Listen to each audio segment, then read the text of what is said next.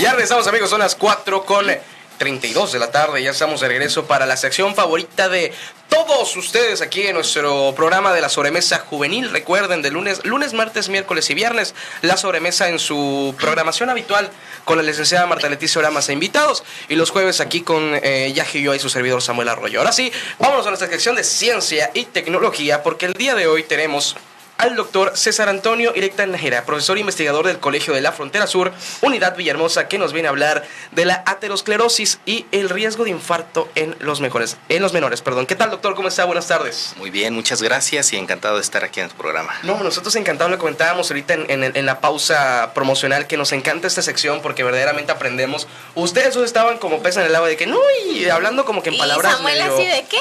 En palabras ¿De qué alienígenas, en palabras que yo no entiendo. A mí háblame de contabilidad financiera y demás. Pero justamente sí me encanta porque podemos aprender un poquito más. Así que, Yaji, por favor, introdúcenos un poquito con el doctor. Doctor, me gustaría que comenzáramos dándole a nuestros radioescucha la definición de aterosclerosis, porque se escucha un poco complicado y pues para las personas, y no nuestra lengua. Es como que, ¿qué es? Muy bien. Bueno, la aterosclerosis se puede definir como la pérdida en la elasticidad de los vasos sanguíneos y la obstrucción. O sea, un proceso aterosclerótico quiere decir que en nuestros vasos sanguíneos, por diferentes causas, van a perder esa elasticidad que es característica de los vasos sanguíneos, y que van a empezar por un proceso en el cual va a disminuir la luz. Esto quiere decir que se va a volver más estrecho por donde va pasando la sangre, hasta que llega un momento en el cual se puede llegar a ocluir completamente, formando un taponamiento. Y ese taponamiento se forma debido a el exceso de grasas, ¿no?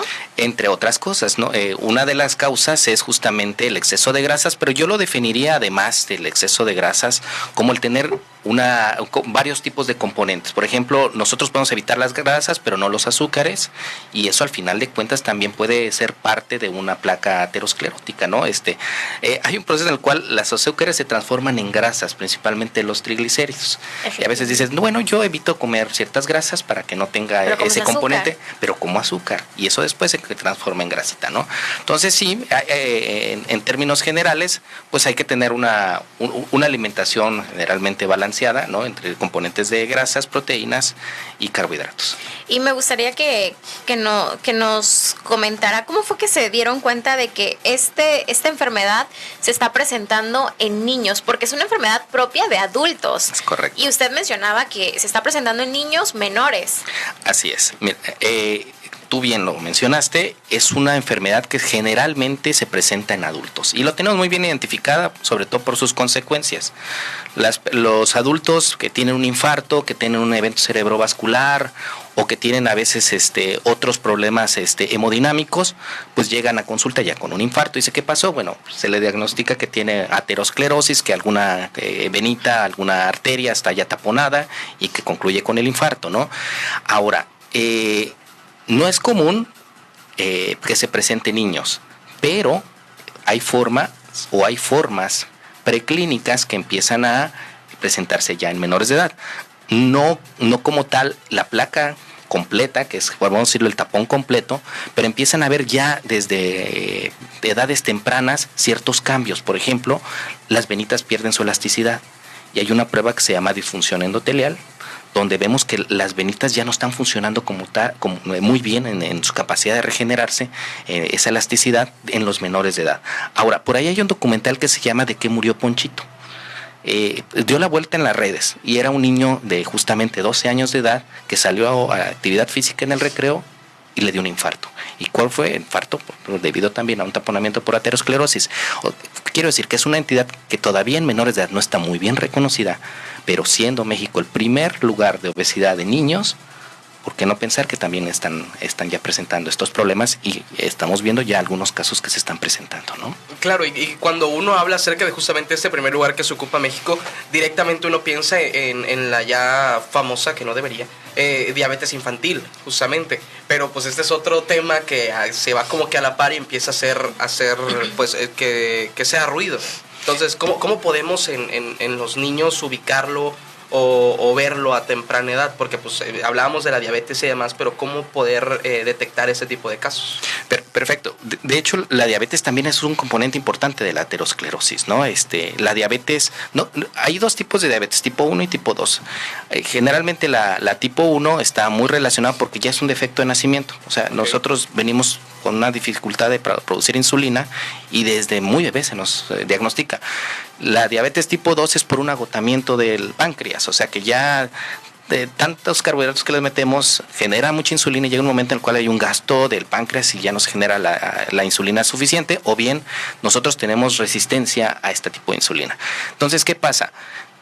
Está habiendo diabetes tipo 2 en menores de edad, que es la diabetes que le daban las personas después de mucho tiempo, ¿no? Aparte de la diabetes tipo 1, la juvenil, ya está habiendo diabetes tipo 2 en menores de edad. Y esa diabetes tipo 2 también, por diferentes componentes moleculares, también aumentan la rigidez de los vasos sanguíneos. Entonces también es un componente importante para la aterosclerosis. Cosas que nos pueden servir para ver el estado nutricio. Si el niño tiene sobrepeso o obesidad, es un componente claro de que podría tener alguna otra complicación metabólica, pero no es solo exclusivo, porque en un estudio que nosotros hicimos allá en el Colegio de la Frontera Sur, encontramos que el 60% de los menores de edad tenían sobrepeso o obesidad. Es alarmante, pero el 90% tenía ya problemas metabólicos. ¿Esto qué quiere decir? Que a pesar de tener un peso normal, ya tienen problemas del metabolismo. Entonces, no es exclusivo el sobrepeso y obesidad, porque niños también con peso normal pueden llegar a tener problemas metabólicos. Eso. Qué interesante. Y que entonces, ¿qué se puede hacer en este caso para poder quizás prevenirlo o ya cuando se detecta, pues empezar a tener un cuidado? ¿Qué podemos hacer? Bueno, primero es realizar diagnóstico. El diagnóstico es muy importante para saber cómo está nuestro estado de salud. Y esto, en el caso de las personas que tienen derecho a biencia, lo pueden hacer dentro de las consultas normales en el área de pediatría, solicitar una valoración intencionada. Y esto es bien importante, porque sí se toma el peso, la talla, la edad, como parte de la evaluación rutinaria. O sea, sí se evalúa cómo va creciendo el niño, cuánto va pesando y se puede diagnosticar sobrepeso o obesidad. Pero mencionábamos que hay otros componentes que no se evalúan de forma de rutina, por ejemplo, la presión arterial, sí, o un estudio de sangre para ver cómo están los componentes metabólicos. Y eso no se hace de rutina y es una forma de diagnosticarlas. De hecho, sí, es muy raro que en un hospital o en una consulta se le tome la presión arterial a un niño, porque se considera que un niño no podría tener este tipo de problemas, pero realmente sí lo existen. Y creo que aquí entra el trabajo de enfermería, de aprenderse los valores normales de presión arterial en los niños para poder identificarlo, porque ¿de qué me sirve tomarle la presión arterial si no sé cuál es el valor normal? De acuerdo. ¿Y cuál es el valor normal? Yo me lo sé. Aquí y bueno, no hay que aquí bueno, hay que tomar en cuenta que no se hace generalmente porque no está normado. Ajá, es que no es algo que esté normado. Nosotros, cuando estamos, por ejemplo, tú vas a un consultorio en una institución pública y todas las enfermedades se deben de tratar de una forma. Y para eso tenemos las normas oficiales mexicanas o las guías de prácticas clínicas que nos dan algoritmos y dice si tiene esto, si tiene esto, si tiene esto, lo vas a tratar de esta manera. Pero en el caso de pediatría esto no existe. Existe para los adultos, pero no para los niños. Entonces, no hay esa libertad para los médicos de que voy a solicitarle este estudio y lo voy a tratar de esta manera. Y ahí es donde entramos nosotros los investigadores, primero diciendo aquí hay problemas y es necesario tratarlos. Para que en pediatría puedan empezar a pedir ese tipo de estudios. ¿Se puede hacer ahora mismo? O sea, el pediatra como tal puede sí mandar a hacer esos estudios, ¿cierto? Puede tener ciertas dificultades, pero que también, ¿por qué? Porque justamente es algo que nos pasó. Nosotros trabajamos mucho en colaboración con otras instituciones como el ISSSTE. Y lo primero que dijeron, bueno, ¿cómo vas a pedir un estudio si no tenemos cobertura para hacer estos estudios en los menores? O sea, tenemos los reactivos necesarios para hacer los diagnósticos en los mayores, pero no en los menores. Entonces, lo que hicimos fue a través de un trabajo de investigación, solicitamos fuentes de financiamiento y para que pudiéramos hacer los estudios a todos los niños que llegaran. Y así detectamos que había justamente este tipo de problemas.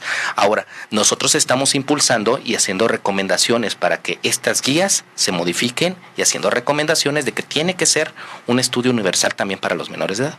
Mira, qué interesante. Qué genial. ¿Y todas estas recomendaciones y demás tienen alguna fecha o tienen algún estimado de cuándo puedan entrar en vigor?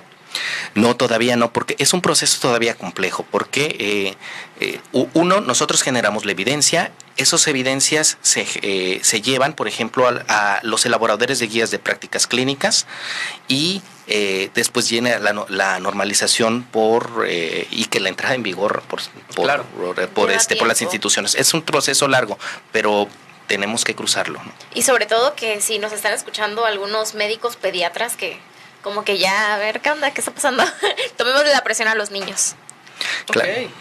Y claro, y otros estudios como los estudios lipídicos que son muy importantes, lípidos completos, porque no solo colesterol y triglicéridos no es suficiente, porque por ejemplo encontramos que la dislipidemia más común es los niveles bajos de HDL y eso no los diagnosticamos y solo medimos colesterol y lípidos, colesterol y triglicéridos, perdón. Correcto. Entonces lo mejor que se puede hacer ahora mismo es cuidar a los más pequeños del hogar. Una buena alimentación, Por supuesto, actividad no física. No le den cheto a cada ratito. No está mal, o sea, igual, no está mal comer sabritas, Pero no todos los días. No todos los días, ¿verdad? Desayuno coca con una sabrita, ¿no? Porfa. No, sí. Totalmente de acuerdo.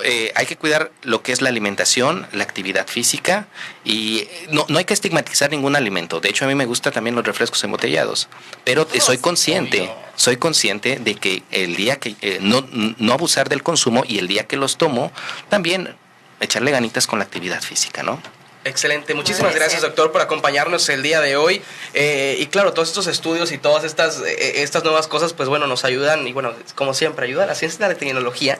La tecnología, sin duda alguna, permite mejorar la calidad de vida, resolver problemas y también pues aplicarla para pues, hacer cambios, como el que estábamos hablando hace unos momentos. Muchísimas gracias, doctor. Tenemos que ir un corte, ya me están haciendo así, ya. de que ya nos estamos yendo. Muchísimas gracias por acompañarnos, doctor César Antonio Urecta Nájera, por la sabiduría del día de hoy. Tenemos que ir